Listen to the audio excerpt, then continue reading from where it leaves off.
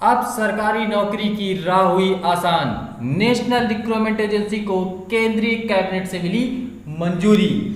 Hello दोस्तों, मैं अखिलेश श्रीवास्तव एक बार फिर से आपका स्वागत करता हूं आपके यूट्यूब चैनल क्वेरी सॉल्यूशन में, जहां हम देते हैं आपके सभी सवालों के जवाब। तो दोस्तों, आज का हमारा टॉपिक है एनआरए। जी हाँ, विद्यार्थियों के लिए एक बहुत ही बड़ी खुशखबरी आई है, जिसमें कल भारत सरकार ने नेशनल रिक्रूटमेंट एजेंसी को कैबिनेट से मंजूरी दे दी है। तो दोस्तों, आज मैं आपको इसके विषय में पूरी जानकारी दूंगा, वो भी बिल्कुल आसान भाषा में। तो इस वीडियो के अंत तक बने रहें, मैं आज आपको पूरी जानकारी इसके विषय में देने वाला हूं। तो वीडियो शुरू करने से पहले एक बार फिर से मैं आपसे गुजारिश करता हूं कि अभी तक आपने हमारे चैनल क्वेरी सॉल्यूशन को सब्सक्राइब नहीं किया तो सब्सक्राइब कर लें और बेल आइकन दबा दें, जिससे इस तरह के वीडियोस आपको मिलते रहें। तो चलिए शुरू करते हैं। तो दोस्तों, सबसे पहले मैं इसका ऑथेंटिकेशन रिपोर्ट दिखा दूं, जिससे कि ये प्रूफ हो जाए कि मैं आज जो जानकारी देने वाला हूं वो बिल्कुल ही सही है। तो ये आप देखेंगे, ये देखिए नरेंद्र मोदी जी ने ट्वीट किया है। तो ये देखिए, इन्होंने अपना पूरा ट्वीट किया है कि अब भारत केंद्र सरकार की जितनी भी नौकरियां हैं उसमें कॉमन एलिजिबिलिटी टेस्ट होगा। तो ये मैंने आपको दिखा दिया कि नरेंद्र मोदी जी ने खुद ट्वीट किया है, जिससे अब ये प्रूफ हो जाता है कि ये जो मैं जानकारी दे रहा हूं ये बिल्कुल ही सही है। तो चलिए आगे बढ़ते हैं। तो सबसे पहले जानते हैं कि ये नेशनल रिक्रूटमेंट एजेंसी क्या है। तो केंद्रीय मंत्री प्रकाश जावड़ेकर की ओर से ये घोषणा की गई है कि भारत सरकार ने राष्ट्रीय भर्ती एजेंसी की स्थापना के प्रस्ताव को मंजूरी दे दी है। प्रकाश जावड़ेकर ने बताया कि अब इस व्यवस्था को खत्म करके एक राष्ट्रीय भर्ती संस्था की स्थापना की गई है।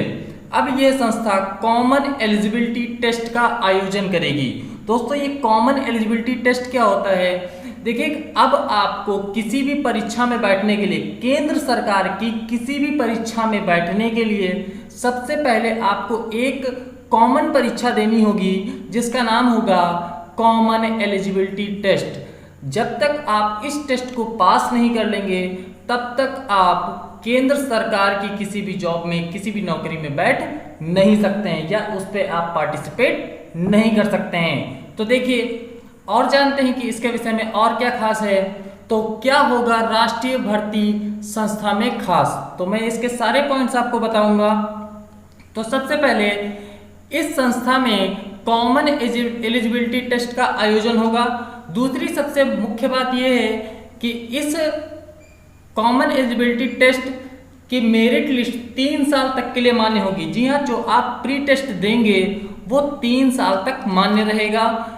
इसमें अभी केवल एसएससी, आईबीपीएस और आरआरबी रेलवे एजेंसी को इसके दायरे में लाया गया है। जी हाँ, इसमें जो आपके एग्जाम हैं, जो आप सीईटी का एग्जाम देंगे, उसमें केवल आपके अभी 3 एजेंसियों को ही शामिल किया गया है, जो आपका एसएससी का एग्जाम कराती है और आईबीपीएस का और आरआरबी का। तो आप अगर सीईटी पास कर लेते हैं तो आप एसएससी, आईबीपीएस और आरआरबी के एग्जाम देने के लिए एलिजिबल हो जाएंगे। और इसमें क्या खास बात है कि एनआरए के तहत साल में 2 बार टेस्ट होगा और 1000 टेस्ट सेंटर बनाए जाएंगे। दोस्तों, नेशनल रिक्रूटमेंट एजेंसी के तहत एक साल में सीईटी के 2 बार एग्जाम होंगे और इसके लिए कुल 1000 सेंटर बनाए जाएंगे।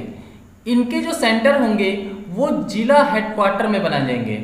मींस प्रत्येक जिले में एक सेंटर इसका जरूर बनाया जाएगा, जिससे कि जितने भी परीक्षार्थी हैं इन्हें दूर ना जाना पड़े, उनका सेंटर उनके जिले में ही मिल जाए। तो हर जिले में एक सेंटर जरूर मिलेगा। दोस्तों, अब इसमें एक बहुत बड़ा बदलाव आया है कि उम्र में अब कोई छूट नहीं मिलेगी। जो पहले उम्र में छूट मिलती थी, अब इसमें उम्र में छूट नहीं मिलेगी केंद्र सरकार के एग्जाम में। अब फीस का जो कंसेशन है वो पहले जैसा ही रहेगा, जैसे पहले था। इसके तहत अब 12 भाषाओं में कुछ कुल परीक्षाएं होंगी। जी हाँ, बहुत सारे ऐसे हमारे प्रदेश पड़ जाते हैं जहाँ पे हिंदी भाषा उन्हें बहुत ही कम आती है या इंग्लिश भाषा बहुत ही कम आती है। तो इसलिए भारत सरकार ने इसमें क्या किया है कि 12 भाषाएं जोड़ दी हैं कि अब आप 12 भाषाओं में आप अपनी जो भी भाषा को चुनना चाहें, आप उस भाषा को चुन सकते हैं और उस भाषा में अपनी परीक्षा दे सकते हैं। एनआरए का जो हेडक्वार्टर है वो दिल्ली में होगा। सुरक्षा के उच्च मापदंड अपनाए जाएंगे और टेस्ट के तुरंत बाद ही इसका रिजल्ट मिल जाएगा। जी हाँ, ये बहुत ही खास चीज़ है, क्योंकि अभी तक क्या होता था, हम लोग पेपर दे लेते थे परंतु उसका रिजल्ट 2 महीने बाद, 3 महीने बाद या 6 महीने बाद तक इंतजार हमें करना पड़ता था। परंतु इसमें क्या होगा कि आप जैसे ही इसका एग्जाम दे देंगे उसके तुरंत बाद ही, जैसे बीएड, उसके तुरंत बाद ही आपको इसका नतीजा मिल जाएगा। इससे युवाओं की मेहनत और पैसा दोनों की बचत होगी। इसमें सबसे इम्पॉर्टेंट बात आपके लिए ये है कि इसमें आपका समय बहुत ही बचेगा। अगर आपने एक बार सीईटी पास कर लिया तो अब आपको सिर्फ अपने मुख्य परीक्षा की ही तैयारी करनी रह जाएगी। अभी तक क्या होता था, आपको अलग अलग परीक्षाओं के लिए अलग अलग तैयारी करनी पड़ती थी, बट अब ऐसा आपको नहीं करना पड़ेगा। आपको सिर्फ एक परीक्षा देनी है, उसके बाद सिर्फ आपको मुख्य परीक्षा बचेगी, जो कि आप एसएससी, आईबीपीएस या आरआरबी जिसके लिए भी देना चाहते हैं। तो दोस्तों अब ये देखते हैं कि आखिर भारत सरकार का एनआरए बनाने का उद्देश्य क्या था। एनआरए आखिर क्यों बनाया गया, नेशनल रिक्रूटमेंट एजेंसी क्यों बनाई गई? तो इससे क्या होगा कि इससे भर्ती, चयन और नौकरी में आसानी होगी और विशेष रूप से समाज के उन वर्गों के लिए जीवन में आसानी लाया जाएगा जिन्हें लाभ नहीं मिल पाता है। अभी एसएससी, आईबीपीएस और आरआरबी को ही केवल इस एजेंसी में शामिल किया गया है।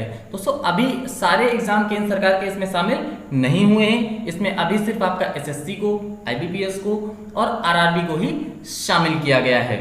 बाद में इसमें अन्य भर्ती एजेंसियों को भी शामिल कर दिया जाएगा। इस एजेंसी का मुख्य उद्देश्य उम्मीदवारों को अलग अलग परीक्षाओं के जाल से छुटकारा दिलाना है। जी हाँ, जो अभी तक आपको बहुत सारी हर आपके रिक्रूटमेंट के लिए अलग अलग तैयारी करनी पड़ती थी, अब इससे छुटकारा दिलाने के लिए ही भारत सरकार ने एनआरए की शुरुआत की है।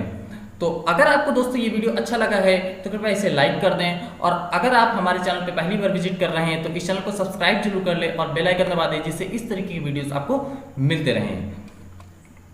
धन्यवाद।